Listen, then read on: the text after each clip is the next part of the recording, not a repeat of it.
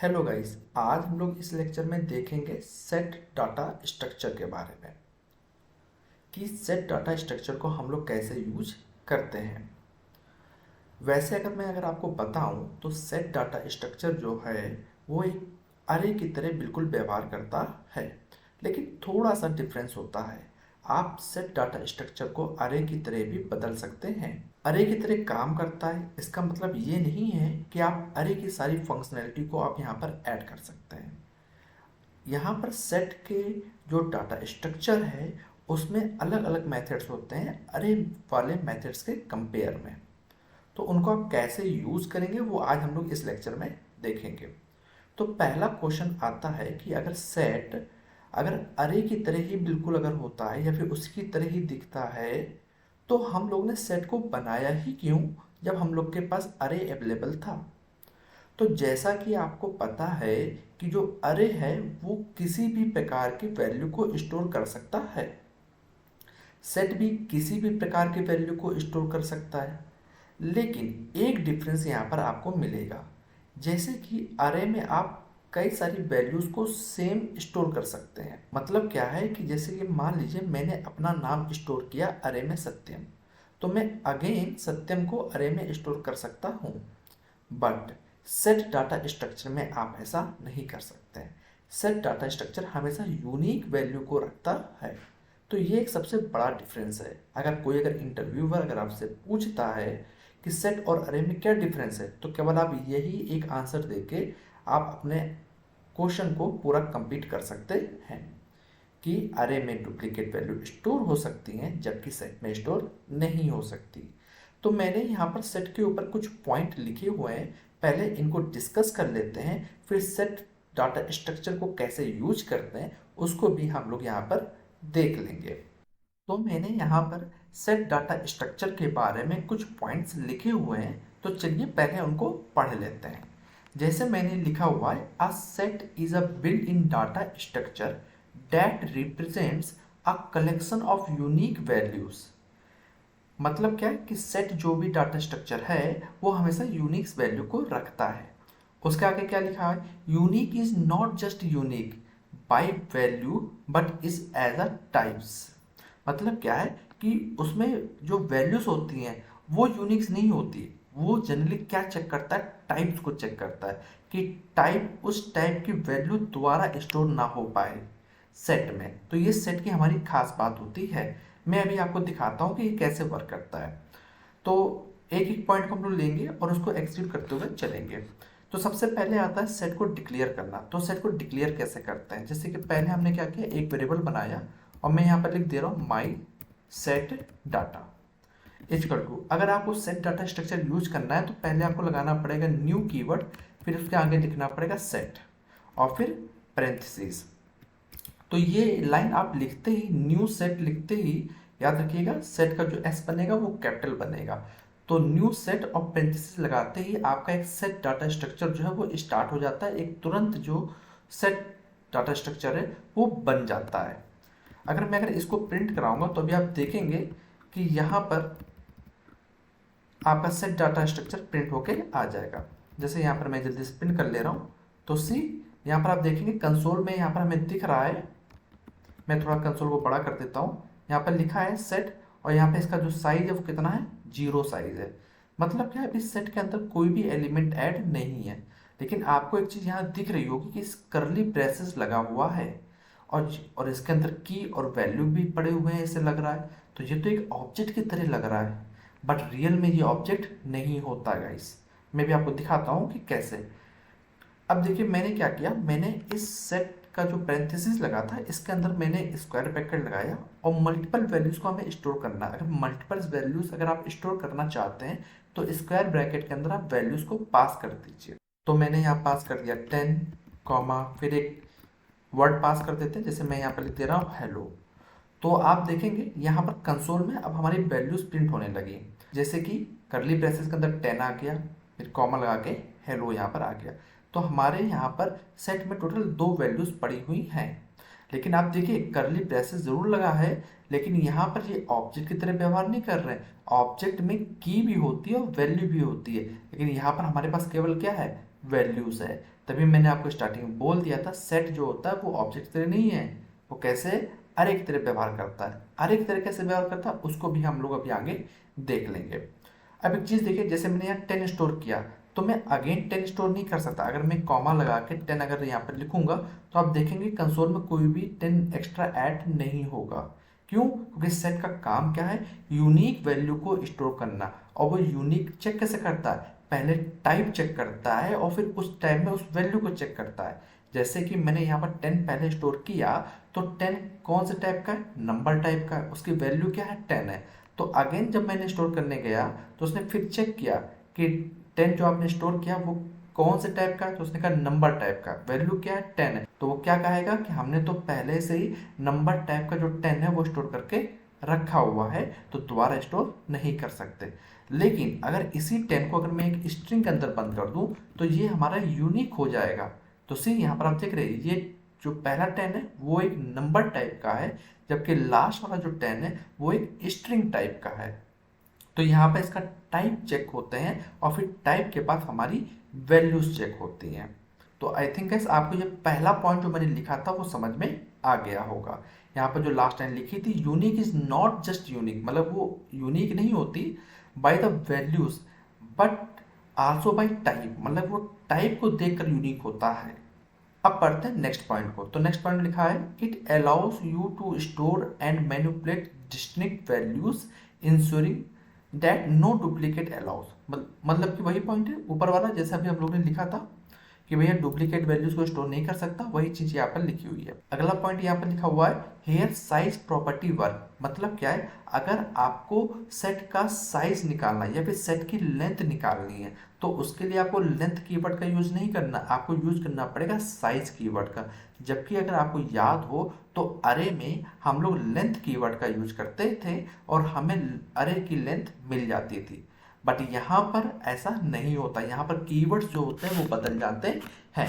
तो यहाँ पर अगर आपको दिखाऊं तो आपको क्या निकालना है, इस सेट का साइज निकालना है या फिर इसके अंदर कितने एलिमेंट पड़े हुए हैं ये निकालना है। तो मैं आपको कंसोल करके दिखा देता हूँ। मेरा जो सेट है वो कहाँ पर स्टोर है, माई सेट डाटा के अंदर स्टोर है। तो माई सेट डाटा के आगे हम लोग लिख देते हैं डॉट साइज। जैसे हम लोग डॉट साइज लिखा तो आप देखेंगे कंसोल में हमारा यहाँ पर 3 प्रिंट होके आ गया। क्यों आ गया? क्योंकि हमारे सेट के अंदर कितने एलिमेंट्स पड़े थे, 3 एलिमेंट्स पड़े थे, तभी हमें उसका साइज यहाँ पर मिल गया। अब गाइस देखते हैं नेक्स्ट पॉइंट को। तो नेक्स्ट पॉइंट क्या है हमारा यहाँ पर, add method is use for adding the element and return the set. मतलब क्या है, जबकि अगर आपको याद हो अरे में अगर हम लोग को एलिमेंट ऐड करना था तो उस मेथड का यूज करते थे, सेट में अगर आपको ऐड करना है तो आपको ऐड मेथड का यूज करना पड़ेगा। तो कैसे ऐड करेंगे, तो हमारा जो सेट है वो किस में स्टोर है, माई सेट डाटा नाम के वेरिएबल में स्टोर है। तो माई सेट डाटा में हम लोग डॉट ऐड मेथड को लगा देते हैं और इसके अंदर पास कर देंगे वैल्यू कि हमें क्या स्टोर करना है। तो मैं यहाँ पर लिख दे रहा हूँ कोड एंड टैग, मुझे ये वैल्यू स्टोर करनी है। जैसे मैंने ऐड मेथड के अंदर वैल्यू डालूंगा तुरंत सेट डाटा स्ट्रक्चर के अंदर वो वैल्यू इंसर्ट हो जाएगी और आप देख रहे होंगे यहाँ पर जो लेंथ है वो बढ़ गई और लेंथ कितनी होगी, 4 होगी। अगर आप इस कंसोल को प्रिंट कराना चाहेंगे तो यहाँ पर आप प्रिंट भी करा सकते हैं। जैसे कि मैं यहाँ पर आता हूँ और यहाँ पर इसको प्रिंट करा लेता हूँ। साइज को मैंने हटा दिया तो सी यहाँ पर आप देखेंगे सेट जो हमारा डाटा स्ट्रक्चर है इसके अंदर हमारी 4 वैल्यूज यहाँ पर आ गई है। तो अगर ऐड करना होगा सेट में तो आपको ऐड मेथड का यूज करना होगा। नेक्स्ट पॉइंट देख लेते हैं। नेक्स्ट पॉइंट क्या है, नेक्स्ट पॉइंट में हम लोग बात करें डिलीट के बारे में। Delete method ID use for deleting the element for the from the set return the true and false. मतलब क्या है, अगर आपको सेट से किसी वैल्यू को डिलीट करनी है तो उसके लिए आपको डिलीट मेथड का यूज करना होगा। जैसे कि एग्जांपल के तौर पर मैं यहाँ पर डिलीट करके दिखाता हूँ। तो मैंने क्या किया, सबसे पहले वेरिएबल का नाम लिखा माई सेट डाटा डॉट डिलीट, मैंने मेथड का यूज किया। मेथड को कॉल करने के लिए पैरेंथेसिस लगाया और इसके अंदर पास कर देंगे वैल्यू कि हमें कौन सी वैल्यू डिलीट करनी है। तो अभी हमारे पास 4 प्रकार की वैल्यू पड़ी हुई हैं, 10 हेलो, 10 स्ट्रिंग में और कोड एंड टैग। तो हम क्या करते हैं, नंबर वाले 10 को डिलीट कर देते हैं। तो यहाँ पर हम लोग जल्दी से अंदर 10 पास कर देते हैं। जैसे 10 पास किया हमने तो हमारे सेट डाटा स्ट्रक्चर से 10 डिलीट हो जाएगा और आप कंसोल में देखेंगे साइज इसका 3 हो गया और हमारे सेट में जो 10 नंबर वाला था वो डिलीट हो गया है। तो ये हमारा नेक्स्ट पॉइंट था गाइस।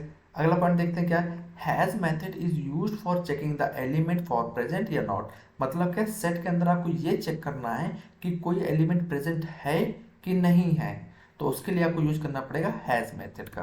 तो सिंपल सा मैं यहाँ पर अगेन एक कंसोल लगाता हूँ, कंसोल डॉट लॉग, और ब्रैकेट के अंदर यूज करके दिखाता हूँ। एक पॉइंट और है यहाँ पर कि हैश मेथड रिटर्न क्या करता है, ये रिटर्न करता है ट्रू एंड फॉल्स को। जैसे आपका डिलीट मेथड अगर है तो वो क्या रिटर्न करेगा, ट्रू एंड फॉल्स को रिटर्न करेगा। तो याद रखिए, जब भी आप कोई मेथड यूज करते हैं तो उसका आपको रिटर्न जरूर पता होना चाहिए कि क्या वो रिटर्न करता है। ये काफ़ी इंपॉर्टेंट रहता है हमारे कोडिंग के लिए। जब आप कोई बड़ा कोड लिखेंगे तो वहाँ पर आपको इसकी ज़रूरत पड़ेगी। अब हम लोग यहाँ पर अपने कंसोल में हैज मेथड का यूज करके देखते हैं। इसके लिए मैंने वेरिएबल का नाम लिखा माई सेट डाटा डॉट हैज मैंने लगाया, और फिर इसके अंदर हमने पास कर दिया स्ट्रिंग में 10 को। जैसे हमने यहाँ पर 10 को पास किया तो आप देखेंगे कंसोल में यहाँ ट्रू लिख के आ गया। क्यों? क्योंकि स्ट्रिंग में 10 जो है वो अभी हमारा अवेलेबल है सेट के अंदर। लेकिन अगर हम लोग केवल 10 पास करें तो आप देखेंगे ये हमें रिटर्न कर देगा फॉल्स। क्यों? क्योंकि नंबर में हमारा 10 जो है वो प्रेजेंट नहीं है। तो ये हमारा तीसरा मेथड हो गया गाइस। अगला पॉइंट क्या है, फॉर इच और फॉर ऑफ लूप का हम लोग यूज कर सकते हैं एलिमेंट्स को प्रिंट कराने के लिए। सेट स्ट्रक्चर में जो सेट डाटा स्ट्रक्चर है हमारा, अगर उसके अंदर सारे एलिमेंट्स पड़े होंगे तो आप वन बाय वन को वैल्यूज को प्रिंट नहीं करा सकते। आप सोच रहे हैं कि भैया हमें केवल 10 प्रिंट कराना है, तो कैसे प्रिंट कराएं? तो ये मेथड अभी हमारे पास अवेलेबल नहीं है कि आप पर्टिकुलर एलिमेंट को प्रिंट कराएं। आप चेक कर सकते हैं वो अवेलेबल है कि नहीं है। तो जैसा कि आप देख रहे हैं मैंने यहाँ पर चेक कर लिया। जैसे मैं अगर आपसे पूछता कि भैया 10 जो है वो अवेलेबल है कि नहीं, ये बताइए आप इसमें, तो आप चेक करके बता सकते हैं कि हैज का यूज करेंगे और 10 आप बता देंगे कि हाँ ट्रू मिल गया तो है, फॉल्स मिल गया तो नहीं है। लेकिन अब मैं कहूँ कि भैया 10 को प्रिंट करा दो, तो वो प्रिंट आप नहीं करा सकते। प्रिंट कराने के लिए आपको लॉजिक्स लिखने पड़ेंगे फॉर इच और फॉर ऑफ लूप लगाकर। तो मैं यहाँ पर अब आपको यहाँ पर दिखाता हूँ कि लूप का कैसे यूज करेंगे। तो मैं यहाँ पर कुछ कोड को कमेंट कर देता हूँ और फिर यहाँ पर नीचे आता हूँ। पहले मैं यूज करता हूँ फॉर ऑफ का, तो फॉर, और फिर यहाँ पर डिक्लेयर करते हैं लेट, और यहाँ पर एक वेरिएबल का नाम देते हैं, इसे मैंने दे दिया डाटा, और फिर ऑफ लगाया। फिर हमारे सेट डाटा स्ट्रक्चर जो है उसका वेरिएबल का नाम तो माई सेट डाटा, और इसके अंदर आते हैं और कंसोल लगाते हैं, कंसोल डॉट लॉग, और ब्रैकेट में पास कर देते हैं डाटा को। तो आप देख रहे होंगे यहाँ पर हमारे वन बाय वन जो एलिमेंट्स है वो प्रिंट होके आ गए हैं। अगर आप किसी यूनिक वैल्यू को प्रिंट कराना चाहते हैं तो आप डायरेक्टली प्रिंट नहीं करा सकते। इसके लिए आपको कुछ अलग लॉजिक्स जो हैं वो आपको लगाने पड़ेंगे। तो यहाँ पर सिंपल सा लॉजिक क्या है कि जो हमारे पास सेट डाटा स्ट्रक्चर है उसको हम लोग किसी और टाइप्स में चेंज कर लेते हैं, जैसे लाइक ऑब्जेक्ट में बना ले, या फिर हम लोग अरे में चेंज कर लेते हैं। तो आप उस केस में आप आसानी से उसको प्रिंट करा पाएंगे। तो क्वेश्चन आता है चेंज करना, कि हम लोग उसको कैसे चेंज करेंगे। तो चेंज करने से पहले हम लोग यहाँ पर एक बार फॉर ईच लूप को भी देख लेते हैं। फॉर आउट लूप में हम लोगों ने प्रिंट कराना देख लिया, अब फॉर ईच को देखते हैं। तो फॉर ईच कैसे लगाते हैं हम लोग, सबसे पहले वेरिएबल का नाम लिखते हैं जहाँ पर हमारा डाटा स्टोर है, तो माई set data dot for each, parenthesis के अंदर हम लोग पास करेंगे क्या, एक वेरिएबल का नाम, जो भी वेरिएबल हमने दे दिया डी, और इसके अंदर हमारा एक रहेगा एरो फंक्शन। अब यहाँ पर प्रिंट करा देते हैं कंसोल डॉट लॉग, और यहाँ पर पास कर देते हैं डी को। तो जैसे डी पास करेंगे तो आप देखेंगे यहाँ पर hello 10 and code and tech print होके आ गया। तो मतलब क्या है, सेट में आप लोग दो प्रकार के लूप का यूज कर सकते हैं, फॉर ऑफ लूप का और फॉर ईच लूप का। और भी तरीके, आप और भी लूप यूज करना चाहते हैं तो कर सकते हैं, बट डायरेक्टली सेट पे नहीं यूज कर सकते। उसके लिए आपको एक दूसरे डाटा टाइप में उसको कन्वर्ट करना पड़ेगा, तब जाके आप उसको यूज कर पाएंगे। तो यहाँ पर मैंने लिखा हुआ है वी कैन कन्वर्ट सेट इन अरे बाय टू मेथड्स। मतलब क्या, आपके पास सेट जो डाटा स्ट्रक्चर है आप उसको अरे में बदल दीजिए, फिर आप जितनी फंक्शनलिटी चाहेंगे आप उसको यूज कर सकते हैं, जो कि आप अरे में यूज करते चले आ रहे हैं। तो यहाँ पर बदला कैसे है वो भी मैं आपको यहाँ पर दिखा देता हूँ। तो मैं यहाँ पर पुराने कोड को कमेंट कर देता हूँ, और यहाँ पर ऊपर से ही मैं यहाँ पर लिख देता हूँ। जैसे कि अगर आपको बदलना है तो सबसे पहली चीज़ है हमारा स्प्रेड ऑपरेटर। स्प्रेड ऑपरेटर का कैसे यूज करेंगे, तो पहले हम लोग यहाँ पर कॉन्स्ट लिखते हैं, स्प्रेड अरे, हमने इसका नाम दे दिया। फिर अरे में हमें बनाना है तो एक लगाएंगे अरे का साइन, स्क्वायर ब्रैकेट, इसके अंदर लगाएंगे डॉट 3, और फिर पास कर देंगे वेरिएबल का नाम माई सेट डाटा। तो ये क्या होगा, यहाँ पर हमारी एक नई अरे बन जाएगी और अरे में सेट डाटा के अंदर जो हमारा वेरिएबल है सेट डाटा स्ट्रक्चर का, उसके सारी की सारी वैल्यू जो है वो यहाँ पर हमारे अरे में स्टोर हो जाएगी। अगर मैं यहाँ पर इसको स्टोर करूँ console.log और प्रिंट करा लूँ स्प्रेड अरे को, तो आप देखेंगे यहाँ पर आपके जो हमें फॉर्मेट मिलेगा वो एक अरे का फॉर्मेट हमें यहाँ पर मिल रहा है। अब आप यूनिक वैल्यू प्रिंट करा सकते हैं, जैसे कि यहाँ पर अगर आप इंडेक्स पास करेंगे, आपको 10 प्रिंट कराना था, तो 10 का जो इंडेक्स है वो आप चेक कर लीजिए क्या है। तो 10 हमारे कौन से इंडेक्स में आ रहा है, मैं भूल गया, मैं इसको देख लेता हूँ। तो 10 हमारा दूसरे इंडेक्स पे है, तो यहाँ पर अगर हम लोग पास कर दे 1 को, तो आप देखेंगे 10 प्रिंट होकर आपको मिल जाएगा। तो सेट में हमारा डायरेक्ट मेथड नहीं था कि आप किसी वैल्यू को प्रिंट करा लें, लेकिन उसको अरे में बदलकर आप मेथड लगा सकते हैं और उसको प्रिंट करा सकते हैं। यहाँ पर हम स्प्रेड ऑपरेटर का यूज कर रहे हैं, इसके ऊपर मैं पहले वीडियो बना चुका हूँ, आप उस वीडियो को देखकर आसानी से समझ सकते हैं कि स्प्रेड ऑपरेटर का हम लोग कैसे यूज करते हैं। नेक्स्ट आता है अरे डॉट फॉर्म। अरे डॉट फॉर्म का भी यूज करके आप अरे बना सकते हैं, मतलब दो तरीके हैं, स्प्रेड का यूज कर लीजिए या फिर जो प्री डिफाइंड हमारे पास मेथड अवेलेबल है उनका भी आप यूज कर सकते हैं। जैसे यहाँ पर मैं लिख दे रहा हूँ अगेन अरे डाटा इक्वल टू, मैं यहाँ पर इनबिल्ट मेथड का यूज कर रहा हूँ। अरे के अंदर जो हमें मिलता है डॉट फॉर्म और इसके अंदर पास कर देंगे हमारे जो सेट डाटा स्ट्रक्चर है उसका वेरिएबल का नाम। तो मैंने पास कर दिया। अब इस वेरिएबल को हम लोग प्रिंट करा लेते हैं। तो मैं क्या करता हूँ, यहाँ पे इसमें कंसोल में पास कर देता हूँ। तो सी जैसे मैंने ऊपर वाले वेरिएबल को हटा के मैंने नया वेरिएबल का नाम डाला, फिर भी हमें आउटपुट 10 ही मिल रहा है। तो अब क्या हमने क्या किया था, यहाँ पर इनबिल्ट मेथड जो था उसका हमने यूज करके यहाँ पर उस वैल्यू को प्रिंट करा लिया। तो सेट के ऊपर हमारे और कोई ज़्यादा पॉइंट्स नहीं है, केवल यही पॉइंट है। अगर आप इन्हीं पॉइंट्स को अगर आप इंटरव्यूअर को एक्सप्लेन कर देंगे तो आई थिंक इंटरव्यूअर जो है वो काफ़ी खुश हो जाएगा। तो गाइस अगर आपको ये वीडियो पसंद आई हो तो वीडियो को लाइक करें और चैनल को सब्सक्राइब करना ना भूलें। इसके अलावा यदि अगर आपके मन में कोई डाउट है क्वेश्चंस को लेकर तो आप हमसे कमेंट करके पूछ सकते हैं, या तो हम कमेंट में ही आपको उसका आंसर दे देंगे या फिर 1-to-1 सेशन करके भी हम आपके डाउट्स को दूर कर देंगे। तो चलिए फिर मिलते हैं नेक्स्ट वीडियो में।